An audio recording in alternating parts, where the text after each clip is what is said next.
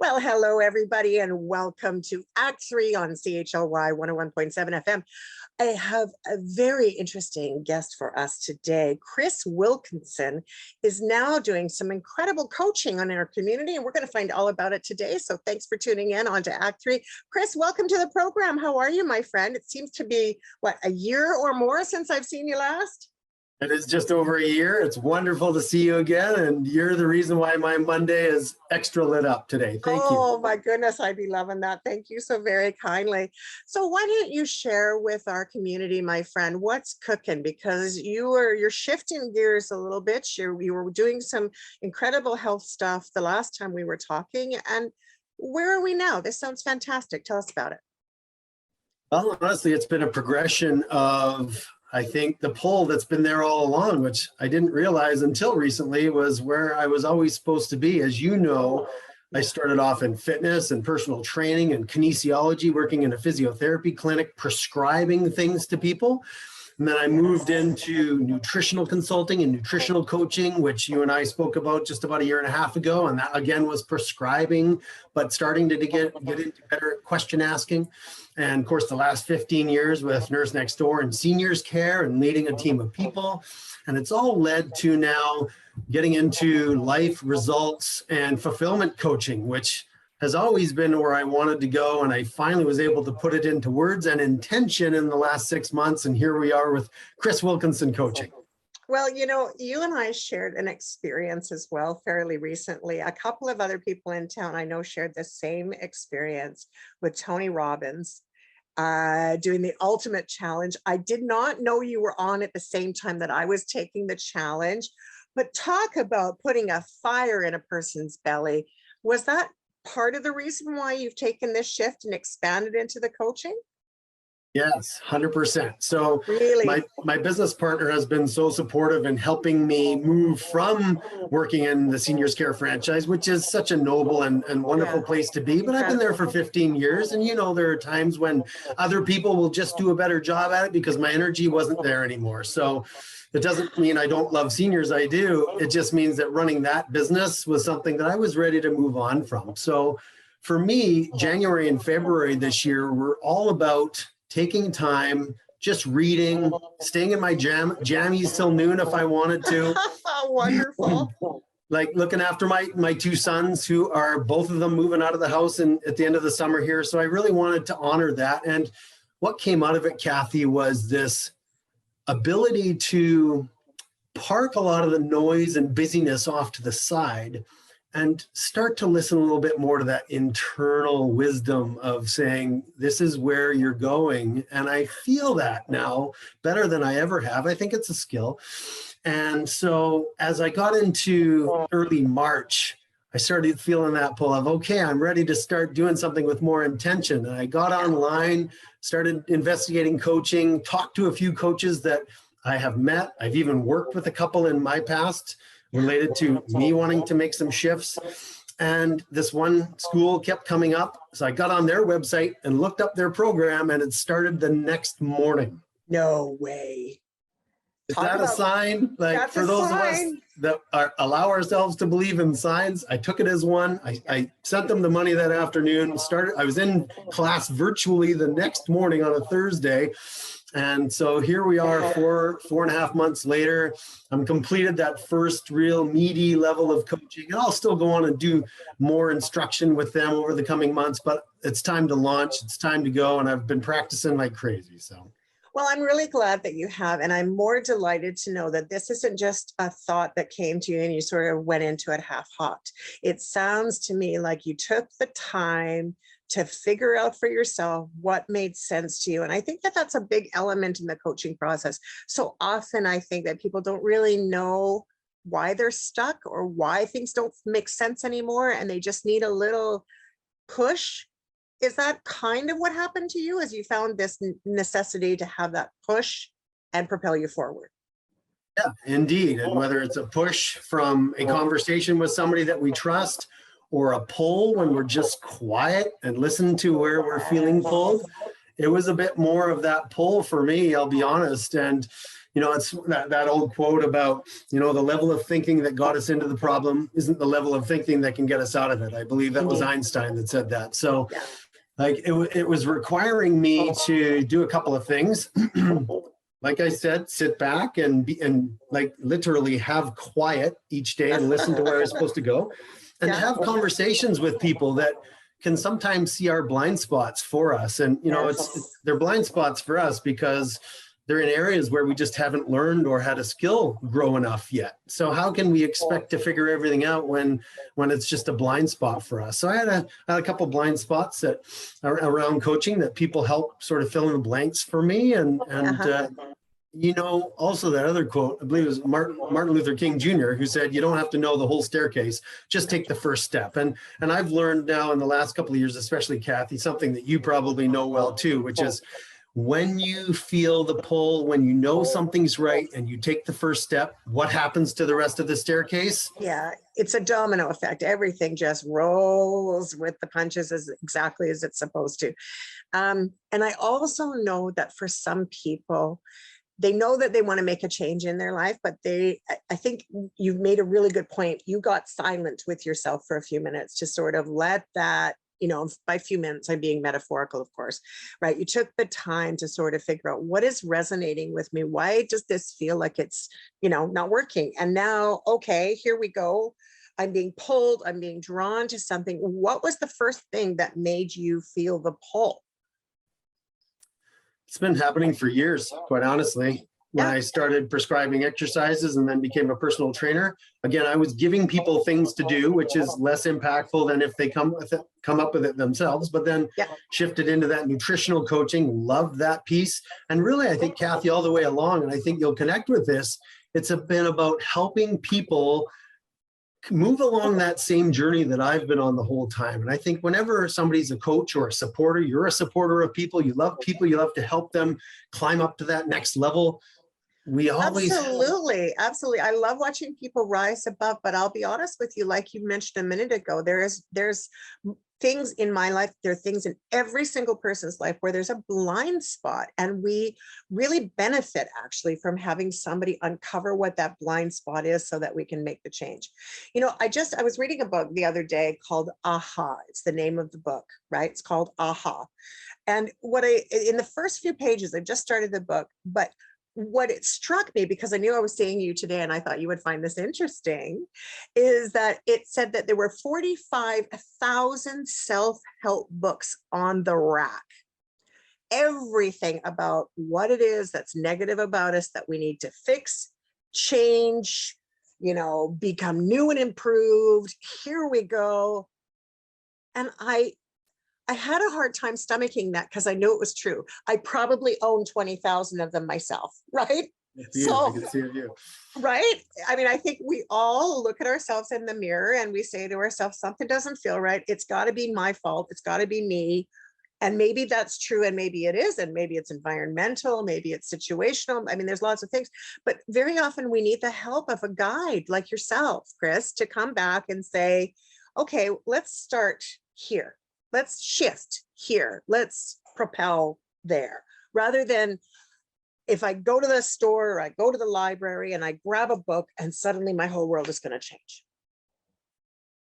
I have to tell you, what you make me think about is, of all the coaching conversations that I've had over the last 4 months with people, and even conversations that I've had in the years before that, there were maybe nutritional coaching conversations, but more now than ever, Kathy, the feedback that I'll get after a session is, I just never would have come up with that on my own. I needed to talk it through. If we think about how much time the average person, and so any listeners that are listening, just if they do a quick audit in their own mind about how many minutes a day they spend in quiet solitude with their phone in a different room where they can't hear it, nobody approaching them, asking them for something, the TV's not on, the radio's not on, just maybe like my spot is sitting out back on my patio where it's quiet, nobody's around, and I can just sit and be quiet. Like, how often does the average person do that? And I think that is the first level of why coaching is so important is because the depth of the conversation, the evoking awareness.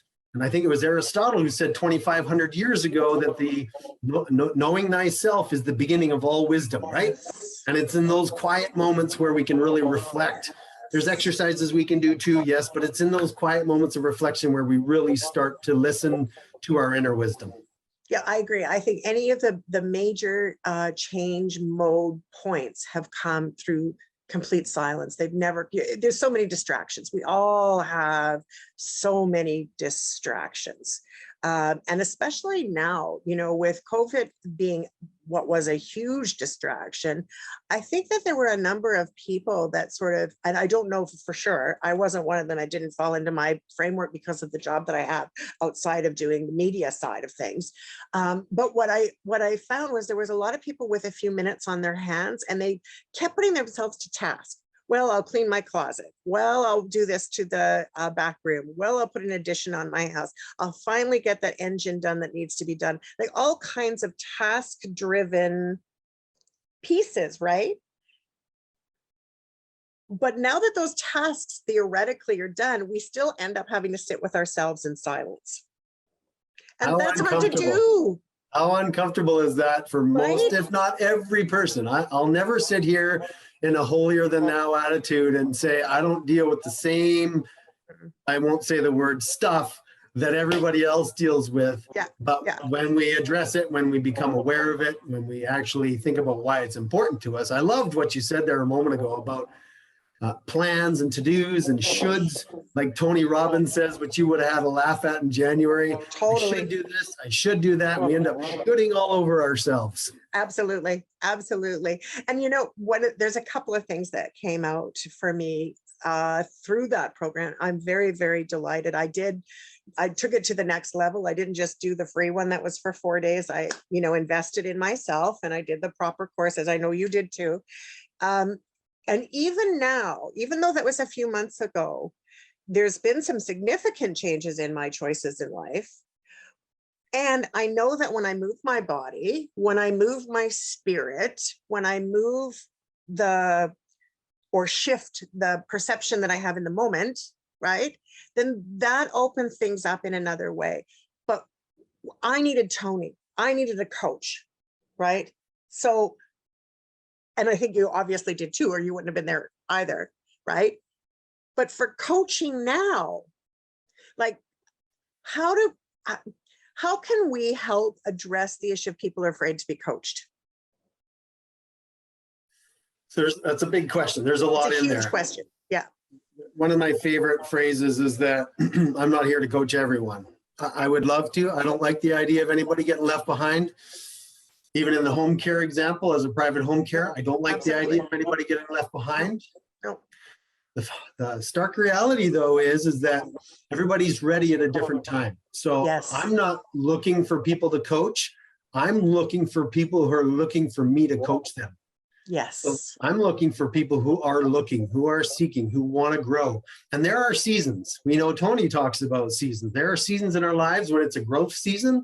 And then there's a season, and Sun Tzu talks about this in The Art of War. There are seasons where we need to just sit back and let it sink in. Absolutely. Absolutely. I'm looking for those people who identify with leadership, looking for those people who identify with growth, who treat it as an adventure, not a should. I really should do that, but hey, I think it's almost like a game. I want to do it because I want to see how much better I can get than myself 6 months ago or last year. Yes, yes, yes. I'm all over that. Yes, because that's what it's where you put your focus, so too will be your truth, right? So I think that that's really important. I love what you said regarding The Art of War as well, because I think that you know, again, we're talking about some of those 45,000, you know, probably a year of these books that are written. But there are some tests in time, right, that happen over and over again as the tests of time. In your coaching experience, when you're out there someone has presented themselves to you and said, okay, I'm ready, dude, let's roll. What does that look like for you? How do you begin that conversation with somebody? If I was to call you tomorrow and say, hey, bud, I'm in, let's roll. What would that look like? First of all, there's a feeling of enthusiasm right on my chest because I that's love exciting, that. right? You know Yeah, that feeling because you're feeling it do. right now. It's written all over your face. And so, and when someone wants to have that conversation, I think it's important that I just carve out 90 minutes of free time for them, no cost, to have a conversation with me because I know enough to know that I'm not everybody's coach. Yeah. It I has to might, be a good fit, I think, it right? Like really anything does. else. That Yeah. is the word. It has to be a good fit. Who knows? I might even remind somebody of their brother who they just don't have a good relationship. It could be as simple as that. Yeah. Or I might say something, or part of my, I don't want to call it overly male in terms of it's not a gender thing, but people have different energies too, right? There's I that agree. feminine and masculine kind of energies that everybody's got both of them, but just in varying degrees. Maybe the bit of masculine energy that I have is too much for someone and they want maybe someone a little softer or more spiritual. There's multiple reasons why I could be or could not be a good fit. So to answer your question, I think it's really important just to have a good 90-minute conversation with somebody or 60 minutes if that's enough for them, whatever they feel is the right amount of time until they can make a decision. But I think if I ever come from the point of I need clients and I need to fill up my schedule, need, I've been there in other businesses and it's needy and it's gross and it feels yucky. And it never works. Any of those Never. kinds of, they never work. Never. It's when you're giving something of your free spirit that things actually do come to you, opening it up to the universe and just without expectation, with vision, yes, but without expectation, right? You're there to serve and to support. So speaking of serving and supporting, what we know for sure is that many people want to make changes. What do you think that some of their obstacles are for making those changes typically? I think you nailed it earlier when you said, what do people, if they're not sure about coaching? I mean, coaching is not new, but it is growing very fast. It is a growing field, as you know, and we hear Tony Robbins, Dean Graziosi, we hear these people talking about that. Everybody's got something to offer. Coaching is one of those big things coming in, and there's a lot of people that don't do coaching well, and there's some people that are great coaches. And yeah, for sure. And I think it's not up to me to decide which one I am. It's up to me to show how I can coach people. But I think the one of the key points for me is like what you said about fit. Fit has to be a good thing, and then allow people to come have conversations. And it's a real blessing. I think I can see it from your perspective though, like that and I think our listeners, whether they're watching us on YouTube, on Shaw Television, or here on CHLY, I believe that people kind of have an understanding of where your energy is coming from. They can, it's in your voice, it's in your presence. It's very easy to determine that fit in that regard, I suppose, from a quick, observation.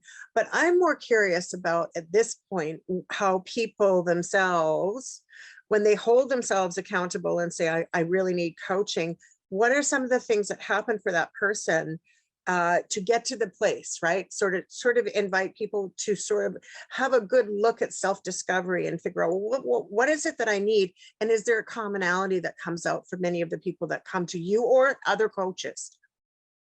Well, there's a little bit of courage, quite honestly, that needs to be that first step, right? We know that taking that first step, like Mel Robbins talks about the 5, 4, 3, 2, 1.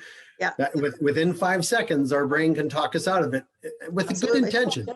Safety, right? It's safety. Totally. Our brain is wired to keep us safe, not happy. So it's that little bit of courage. Sorry, I know it's true. It's safe, not happy, but I wish and would like it to be both, right? In all fairness, I know it's not the responsibility of anybody else to make you happy. It's a self thing. It's individual. As the day is long, it's one-on-one. There is no, somebody else cannot make you happy. But when I think about that sometimes, and I know that both in working with senior services and in working in community in a multitude of levels, I've seen people that, oh my dear Lord, they couldn't be happy if they could find themselves out of a paper bag. They're just stuck in this. But those are my favorite people. They're grouchy and cantankerous and difficult. And it makes you wonder what their story is, right? How they got there. But again, I digress. So Well, let's go back to the question, because I just giggled off of your happy place. Sorry about that. And I want to give you credit there, because the one word that stuck out the most for me was story. And you and I know what that means from attending some Tony Robbins seminars, that story is so critical, and wrapped up in the story is beliefs. Yes. So your question about what allows people to get out of their own way, well, a little bit of courage first. Yeah. The humility to know that they've picked up things along the way, like we all have. Of course. Keep us stuck.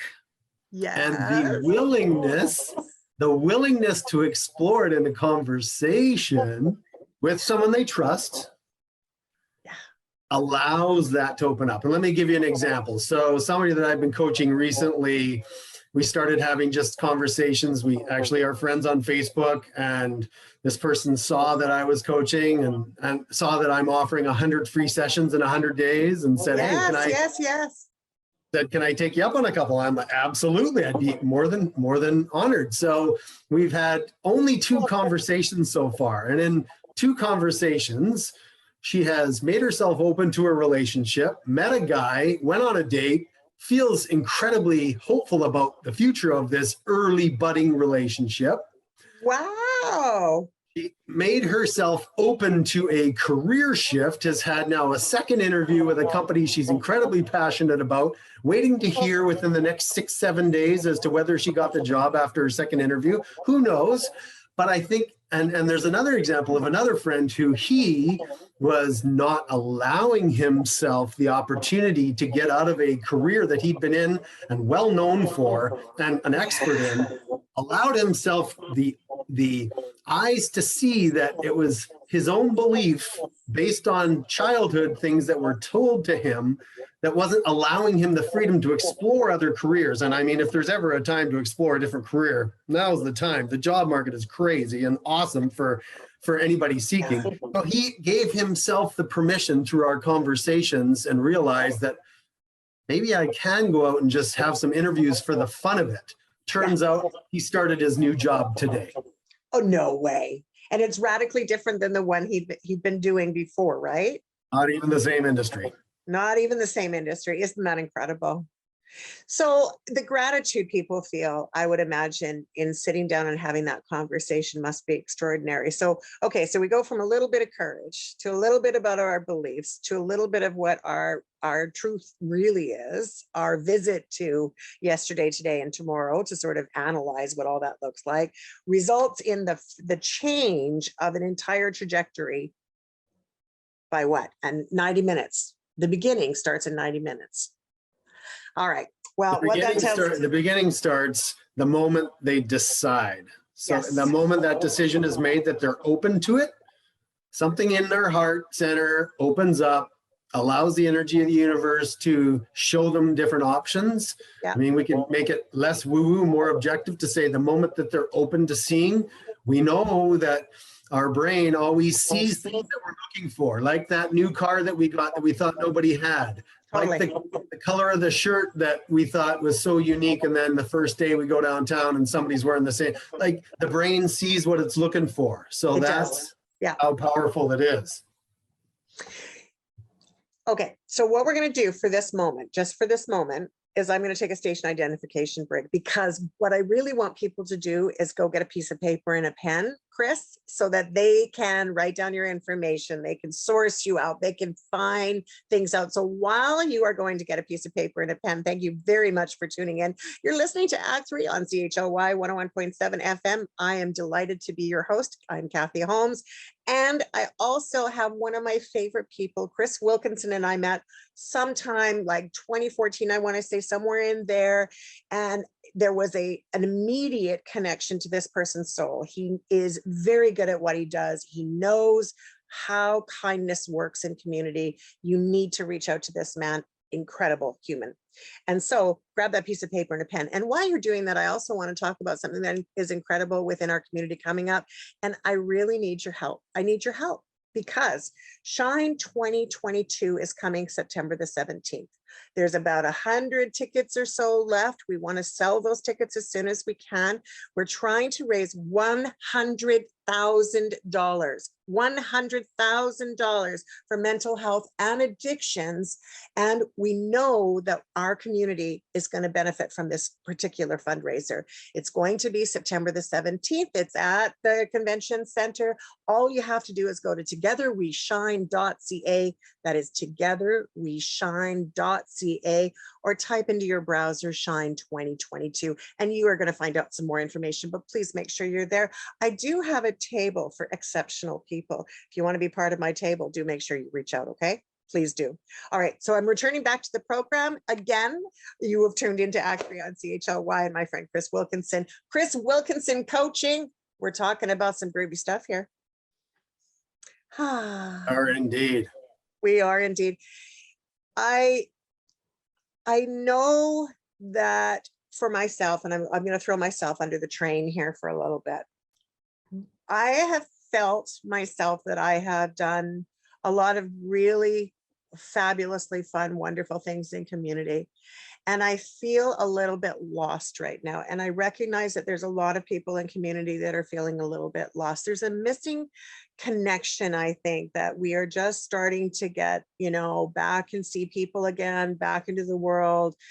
But I'm finding myself for the first time in probably, I don't know, maybe 15 years myself, really feeling a little bit on the stuck side. And so I even though I've done my Tony Robbins gig and all of those wonderful things, what I find is very often, I'm wondering if you can offer some advice for people, right? Is that we do this, I don't want to call it self-help because that's just not right. We do a review of ourselves every now and then, right? And for the most part, we like ourselves. We like our job. We love our family. We like the different things. But lots of people have experiences where they just feel numb, like they're not sure what they should or shouldn't be doing, or could or couldn't be doing, or want to be doing. And so they're in this nebulous of, we illustrated a little bit before, of that planting of the seed. Some people don't know where to begin to plant. So what would you say to someone like myself, who I've got lots of accomplishments? I feel pretty darn good in my skin. But I'm feeling like I don't know what I should be planting. Question. And it's something that most people struggle with, if not all, correct? Exactly. Yeah, you bet. I love a comment from one of my mentor coaches who I will meet one day. His name's Rich Litbin, and he has a saying that I've really connected with, and it's slow down to speed up. Right. So many of us are taught through Western society to be left brain focused, better to-do list, more. If I write a better to-do list, I'll get more done and I'll get to where I want to go. And how's that worked out for North America? Not so good.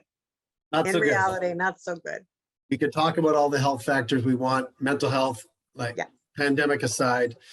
Yeah. So I think just the place to start is just slowing down and trying to reconnect with what we were talking about, our inner wisdom. And to drill down on that a little bit, one of the first things we can do is just take some time aside and think about what were three to five of the things I've been doing over the last, 10, 20, 25 years when I felt the most fulfilled, the most lit up, the most excited.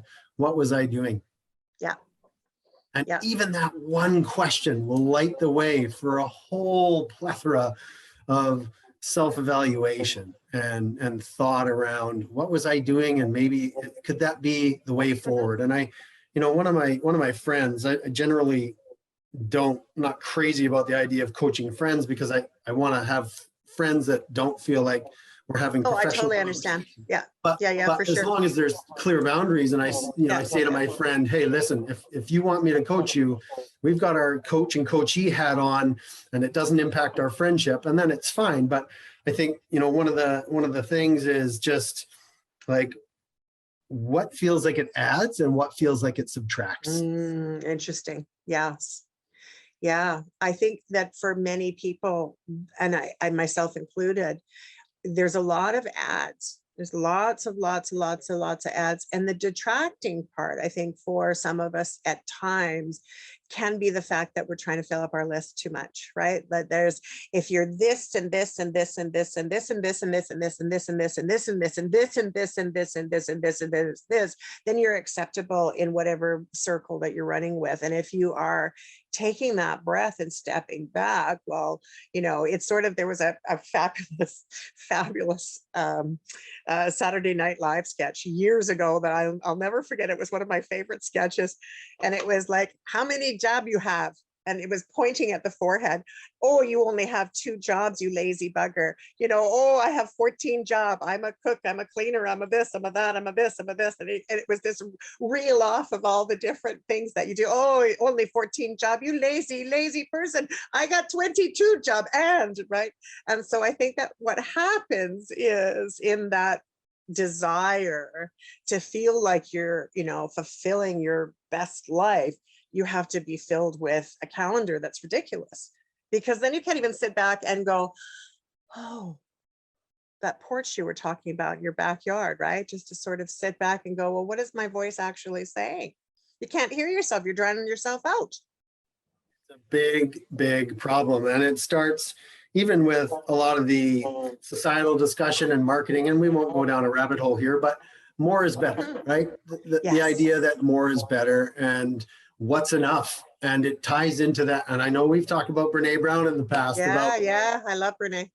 Enough, and finding out what's enough for us. I think an interesting conversation is if the average person looks at where they are now, or maybe just before the pandemic, if we want to just take that slice out, just to park it for a moment. And they looked at where they were, and they looked at if they could magically go back 10 years or 5 years even, and say, if I was at this place, I would be so fulfilled. I would be so happy. I'd have everything I want. And like 5 years later, they have that. And yet now, of course, it's not enough. And so there's that whole psychology and mindset around enough. I am enough. And when somebody can really, truly connect with that, saying, if I am enough, and there's a lot of exercises and skills that sort of add to that, to foster that, which a coaching conversation certainly helps with. But it's that enoughness, right? Yeah, huge conversation, I think, when it comes to being enough. And I think that there's so much to be said about individualism within that, because even though it's an individualist discussion with yourself and perhaps your coach, it's very socially acceptable, right? In a community level, where the mindset is that we all sort of pick up like a lump and we move here, or we do here. And if we have a different value system, that, you know, that it opens you up to judgment and all those other things. So we go back to that courage place, right? Where, okay, what does courage really look like? Well, you don't have to deal with other people. This is about you and your coach and your ability to be able to connect and reach your own goal, not necessarily the goals of the implications that other people have set for you in their mind, right? I guess we need to own more stuff, right? And not that everything comes back to right brain, left brain, but we can think about it in terms of this objective doing versus the more abstract being. And again, Tony Robbins talks a lot about the science of achievement, and that's through career, business, investing. Owning is like own in a word. That's how people get ahead, is by owning. But the art of fulfillment, and it's an art because it's very different for each person. The science of achievement, like it's a science. If you put this person through the same paces and they do the same sales, marketing, HR things, whatever, start a business, like everybody follows a template, they can be successful in business or their job if they don't want a business. But the art of fulfillment is very different for each person, because it's based on what they see as a vision for their life, which whoever sits down and thinks about their vision very often, their values and their identity. So vision, values, and identity are those 3 things that as a coach, I'm just so fulfilled digging into with people. And it just gives me heart feels being able to have those discussions with people, and it lights the way for what people really want to be doing. There's no one dream job. There's no one amazing, when I do that thing, I'll be happy. There isn't.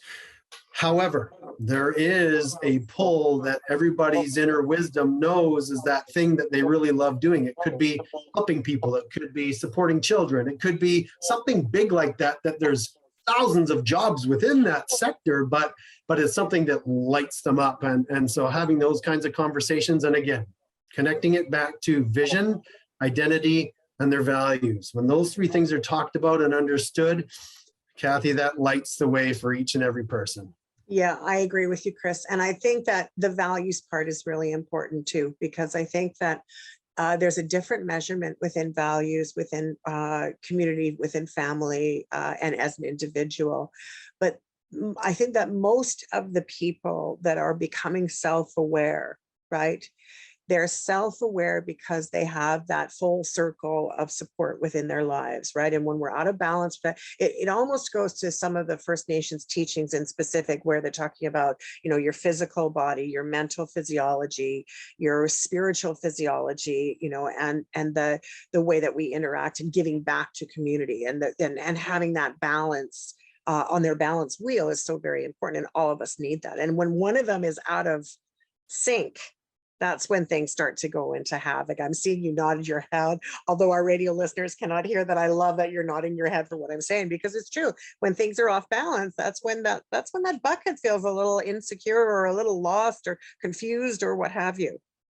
If we take it a step further, there's Yeah. no possible way that we can be a 9 or a 10 out of a 10 in every single category. So balance, to me, means that we've actually taken some time out aside and determined what our 1, 2, maybe 3 most important areas of our life are. And then we find balance within those sections. So, and by balance, I really mean alignment. So if my thing is my children are the most important thing and parenting is my top core value, if I'm not living to a 9 or a 10 out of a 10 in that category, for me, I feel out of balance. So that's what balance to me is, that it's got this huge overlay of prioritizing first and then making sure that I'm spending my time around my values. Yes, I think that what you said rings so true for so many of us. I think that there's when we have a value, regardless of whether or not it's our output, our work, our family, what have you, our spiritual side, if that's not in alignment with the rest of us, more so than even balance, the shifts are hard to see, because we're feeling the weight of that under or overcompensation of whatever that particular situation is. And I spoke to you very vulnerably a few minutes ago and saying that I'm feeling a little bit out of whack, and what it is, when I, even just through our conversation, is that reminder that my core values, I'm out of sync with my, I've done church. I'm a woman of faith, as most people know. COVID, I didn't want to go to church. I still did a lot of church, but I just did it on television. It's not the same thing, because part of being in faith is being of service to those in the with people, being together in communion with other people. And so that's just one element, right? So when you look at how your life is and you're trying to find that authentic self, it's okay to have those days and those weeks that are not making sense, right? It's okay. This isn't an all or nothing sort of situation, a black and white scale, is it? It's about being in the gray. And if you don't mind me asking, if we explore that stuckness a little bit, tell me a bit more about specifically where you feel stuck. Well, for me, I think a big part of it is family, right? More so even than my spirituality, as you triggered in the best possible way when you were talking about your kids and your family.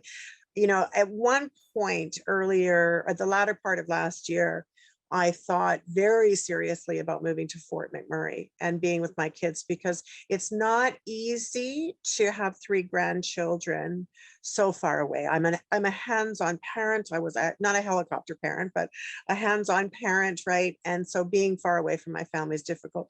And while we do have, for sure, Zoom and all of those things, I am finally, as you well know, as all of our listeners know, I was very unwell for about 2.5 years. Beyond COVID, I had my own autoimmune issue that put me on some really, really serious drugs and really messed me up terribly for a long time. Thanks be to God, that's all mostly fixed. There's still some issues, but for the most part, it's better. But when I went to Fort McMurray at Christmas, I realized that it was not possible for me to live there, because I actually got so sick from the climate that I ended up in the hospital while I was there.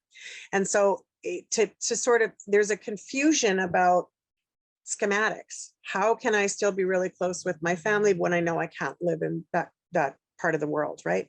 So it's out of balance. That part's out of balance.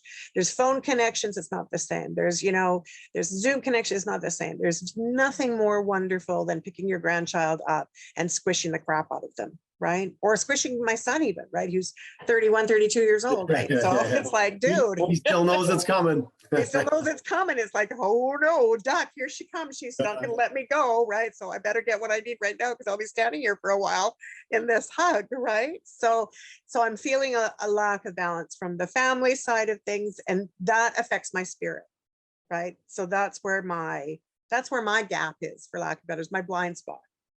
If I heard you properly, you said that your family, and not to compete and compare, but it's a top core value for me. Maybe even more of a core value or top core value over spirituality. If not that we pick either one, but no, but very much so. Yeah, absolutely. Mm-hmm. So when you're at the top of, when you're vibrating at the highest level of energy with respect to your family, your children, and your grandchildren, what does that look like? What things are happening when you are feeling completely fulfilled with family? Yeah, this sounds very, very positive for me in that regard, for you to ask that question, because what it feels like for me, I think, is so surreal. Like there's no alcohol, there's no nothing that can compare to that high that I have when I'm with my kids and my family.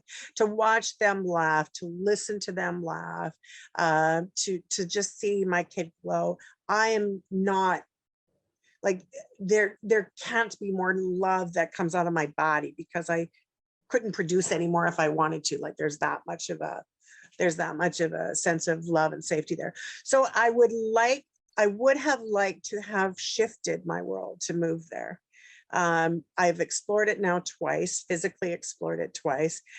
Both occasions were not good for me at all. So that it just makes it it's not, the kids are not going to move down here because frankly, they are not in a position, right? They've just bought themselves a pretty big house, as they need to, with these, the fourth one will be on its way, I'm sure, at any time, right? Let's let this third one settle, but definitely it's coming.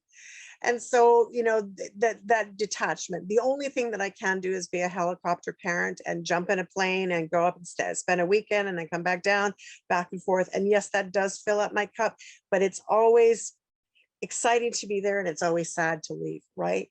So there's a disconnect, and that makes it challenging. It's really a blessing that you've got such a family that you're close to and you feel so much love around. And how demonstrative you got about the energy coming from your heart area when you talk about how much you love them and when you're spending time with them. And I'm curious, what does it mean to you? What does it give you to have that relationship with them? Is intangible, do you mean? Like, what does it give me in what way? In tangible, I can't put a physical touchy feely kind of thing to it. It's definitely an emotional, non-materialistic. It's all very non-stuff oriented. It's just like that one. So go with that. Like, what emotions and feelings does it give you when you're with your family? Joy, just sheer, unadulterated joy, just pure joy, pure joy. And so, and it's not always easy, because I got to tell you, between you and I and the gatepost and all of our listeners, and thank you for listening, everybody, because I'm getting pretty vulnerable on this show here. It's me supposed to be asking the questions, dude. However, I'm so open to this. But I think that some of the pieces that are so important is recognizing that piece of it. You always have that with you. If I really want to feel those moments, Chris, I do know, because I have done some self-awareness around this, I do know that I can actually close my eyes and go into a visualization place and feel that. And maybe not get the 100% feeling I would be by looking at my son's face for sure, but there's still, I can go to that place. I can spiritually, mentally, physically, to a certain extent, go to that place of abundance. Noting as well that, God bless my son, he's, you know, he's in his 30s, he's got a mind of his own. Trust me, he's not always easy to be around, right? Less our children aren't. So, and there's also those transitions, right? I've been told by my family that I'm absolutely, they never want to see me go to a home. They always want me, if I'm going to come, I will live with them. And, you know, I personally don't ever want to do that because I have such a fulfilling life as well. Like, I don't want to live with my kids. I love being, I'll live next door. I'll live, you know, down the block, but, you know, they need their space, and I'm quite independent, so I need mine too. But I do, what I love about the whole idea of it is that I can spiritually, in my mind, I can meditate and be with them, and I can always send out love to them. I can always, whether they're physically with me or not, right? So those things are there. Right there, you've come up with another strategy that you formalize that you do with some regularity, it sounds like already, which is visualization, which doesn't get enough credit. We see athletes, professional athletes do it, like luge and bobsledders when they're standing at the top of the run, skiers when they're standing at the top of the run, they visualize, they get their eyes closed and they're feeling it. The brain doesn't know the difference after a few minutes of whether the visualized event or after weeks, whether the visualized event or the real event happened. That's why we forget dreams, or when we think of dreams that happened way in the past and we're like, was that real? No, I can't quite. So it does turn into real, but the visualization is key. But if I stick with where we were going for a moment, if you're okay, if I keep asking you some questions. You can ask me as many questions you want. I do want to make sure that we have enough time, however, that we can make sure that our audience gets this going, you know, the information. So if we spend a couple more minutes on this, great, but then I got to go back to you. But I'm not, by the way, we can do this offline as well. I am so not resistant to this. I'm like, open, let's roll. And if this can be an example to our listeners, I think we need to roll with that for sure. So don't hear me as being, you know, resistant. I'm not. I believe you. And you and I had the chat offline that coaching is so experiential, and we get to now, apropos, just give the listeners an opportunity to sample a little bit of coaching here. This is an exercise. This is an exercise. Yeah, for sure. So I would be more than happy to, if you want a couple of complimentary sessions, we'll do them. And we'll just dive a little bit deeper right now for just a moment, and then I'll hand it right back. But the words that came out were joy and abundance when you talked about being around your family, right? And visualizing about them, or yes, it's not quite the same, but maybe being on a Zoom and seeing them and chatting with your 3 grandkids, soon to be 4. And like when you get that joy and abundance and your eyes start to light up like they are right now, who does it mean you get to be to them? Ooh, what a wonderful question. Ooh, I've never been asked that question before. Who does it mean that I get to be them?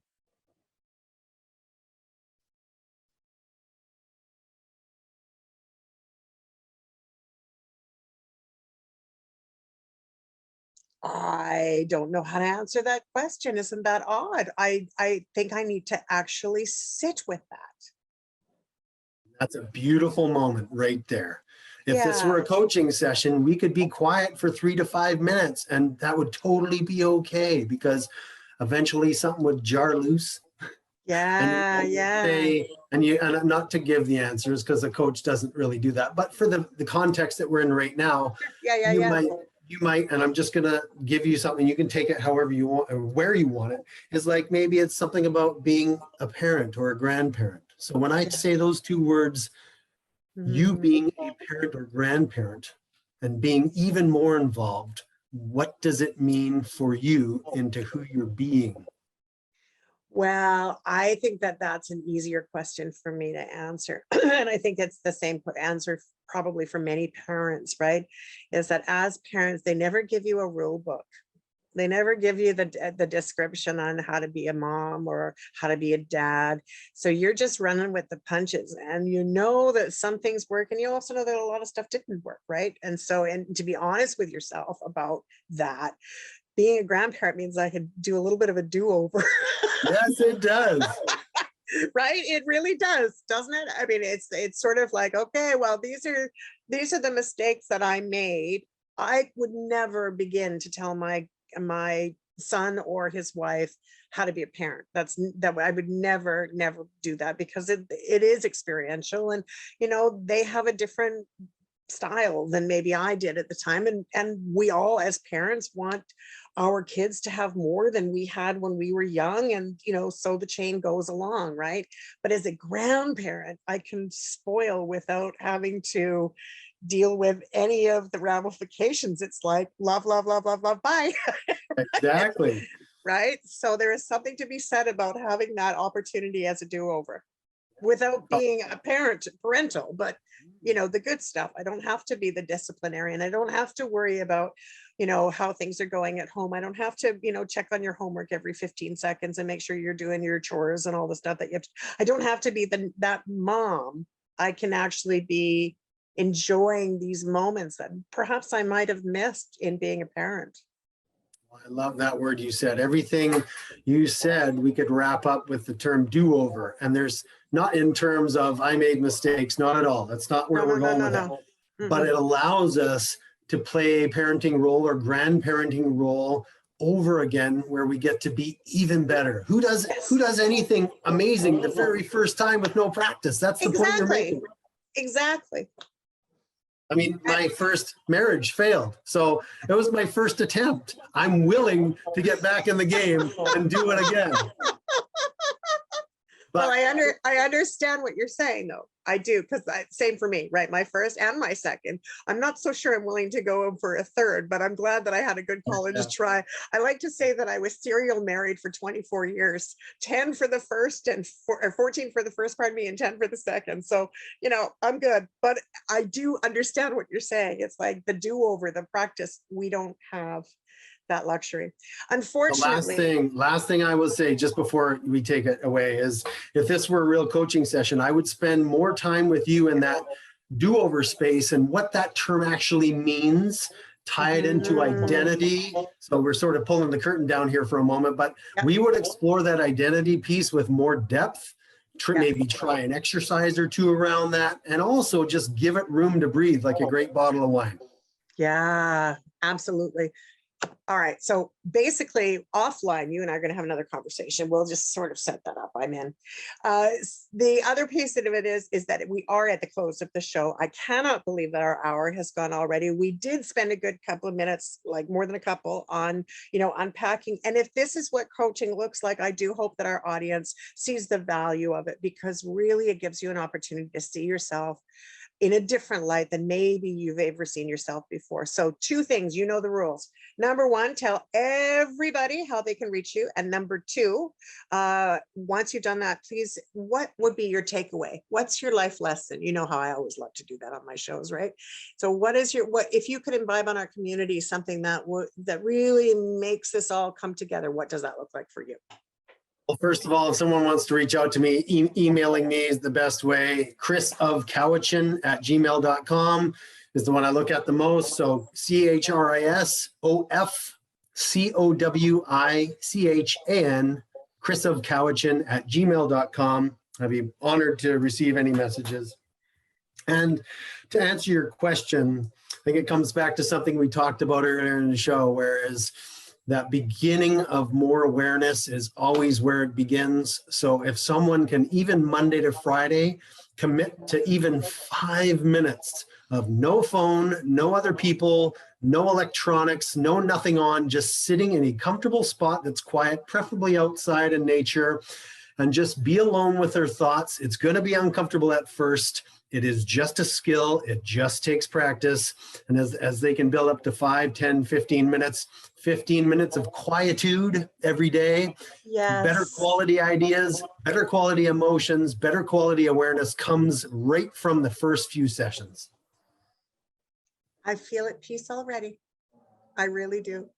Thank you so much for being my guest on Actory. I always love talking to you, and offline, you and I will have a conversation for sure and set up maybe a few sessions, because I'm thinking it's a good plan to sort of move forward. We all get stuck once in a while, but we all have an opportunity to change and change for the better so that our lives are more fulfilled and happier every single day. So this week you have a task, right? Is number one, if you're watching us on YouTube, subscribe. You might want to repeat this particular show over and over again. If you're watching us on Shaw Cable 4, thanks for tuning in there as well. And don't forget to watch us and listen to us every single Monday at 1 o'clock on CHLY 101.7 FM. Thanks for tuning in, and we'll see you next time. Bye for now.